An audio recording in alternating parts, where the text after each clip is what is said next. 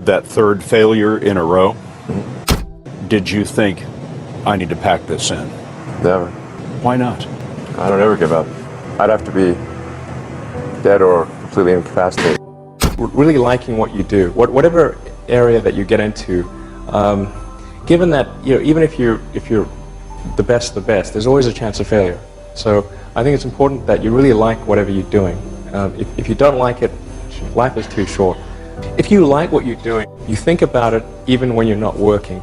I mean, it's something that your mind is drawn to, and if you don't like it, you just really can't make it work, I think. Now is the time to take risk. You don't have kids. As you get older, your obligations increase. And once you have a family, you start taking risk not just for yourself, but for your family as well. It gets much harder to do things that might not work out. So now is the time to do that before you have those obligations. So I would encourage you to take risks now. Do something bold. You won't regret it. How did you figure you were going to start a car company and be successful at it? Well, I didn't really think Tesla would be successful. I thought we would most likely fail. But I thought that we at least could address the false perception that people had that an electric car had to be ugly and slow and boring like a golf cart. But you say you didn't expect the company to be successful, then why try? If something's important enough, you should try, even if the probable outcome is failure. Focus on signal over noise. A lot of companies get confused. They spend money on things that don't actually make the product better. For example, at Tesla, we've never spent any money on advertising. We put all of the money into R&D and manufacturing and design to try to make the car as good as possible. I think that's the way to go.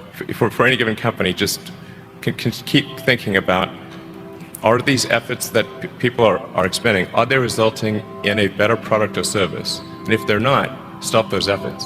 If you're creating a company or if you're joining a company, the most important thing is to attract great people. So either join a group that's amazing, that you really respect, or if you're building a company, you've got to gather great people. I mean, all a company is a group of people that have gathered together to create a product or service.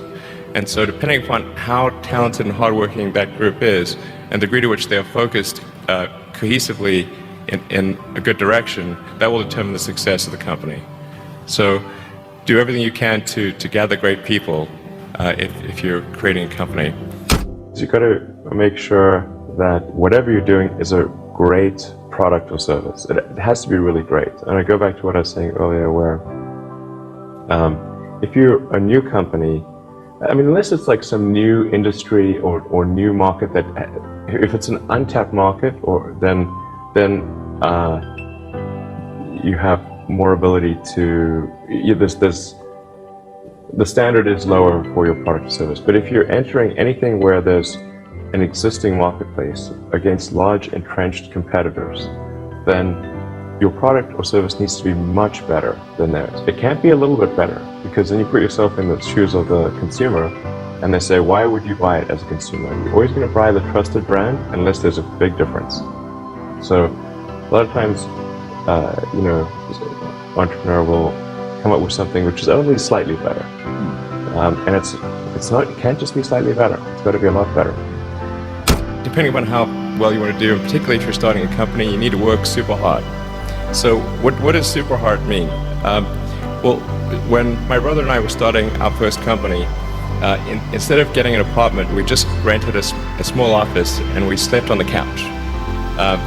And we showered at the YMCA, and we're so hard up we had one computer, so the website was up during the day, and I was coding at night.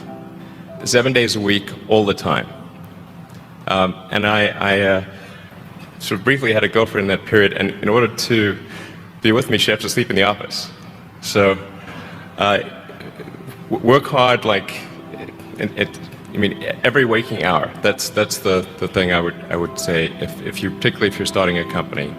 And I mean, if you do the simple math, say like, okay, if somebody else is working 50 hours and you're working 100, you'll get twice as much done in the course of a year as the other company. We're doing these things that seem unlikely to succeed, and we've been fortunate, and at least thus far they have succeeded. I don't ever give up.